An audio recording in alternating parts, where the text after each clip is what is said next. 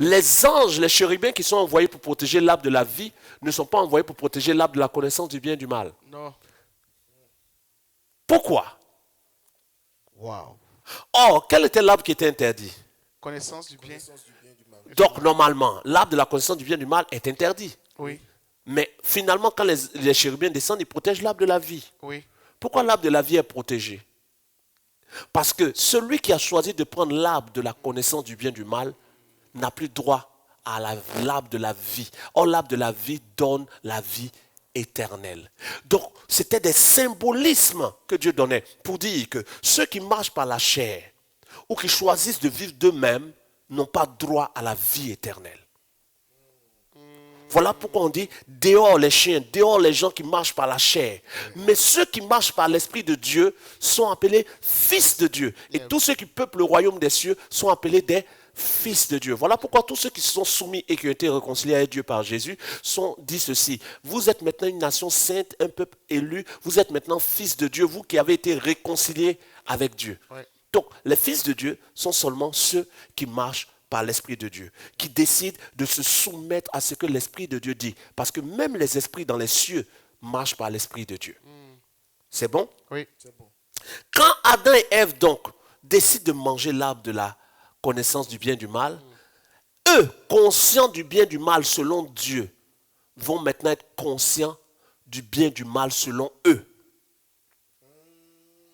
Ok. Parce que quand ils n'avaient pas encore mangé l'arbre de la connaissance du bien et du mal, ils ne pouvaient connaître le bien et le mal que selon Dieu. Oui. Selon ce que Dieu a dit. Dieu a dit de ne pas manger l'arbre, c'est mal. Oui, c'est mal. Manger, c'est mal. Dieu dit de donner les noms des animaux, alors donner les noms des animaux, c'est bien. Donc on attendait Dieu, ils attendaient Dieu, Adam et Ève, pour savoir ce qui est bien de ce qui est mal.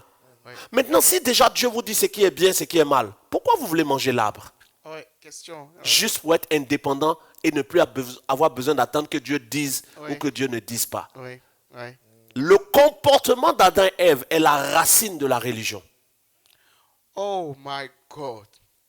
Qu'est-ce que la religion? C'est l'ensemble des pratiques qu'on donne à des hommes pour ne pas avoir besoin d'être en communion avec Dieu.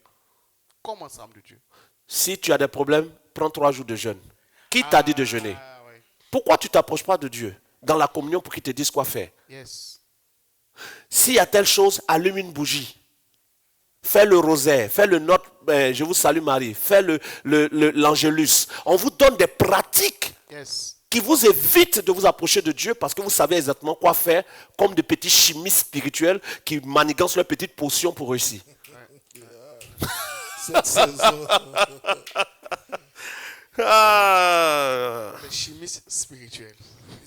Et donc, la religion tire sa racine dans la désobéissance d'Adam et Ève. La religion a pour ancêtre Adam et Ève qui mangent le fruit de l'arbre de la connaissance du bien et du mal. Et pour successeur à Adam et Ève, les gens qui ont bâti la tour de Babel.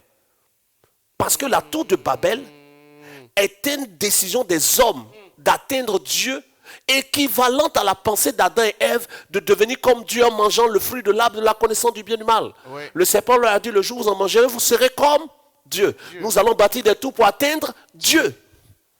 Oui. Les efforts des hommes pour être égal à Dieu. Oui. Ça, c'est la religion. Oui. La soumission à Dieu pour lui ressembler, ça, c'est la foi. Amen.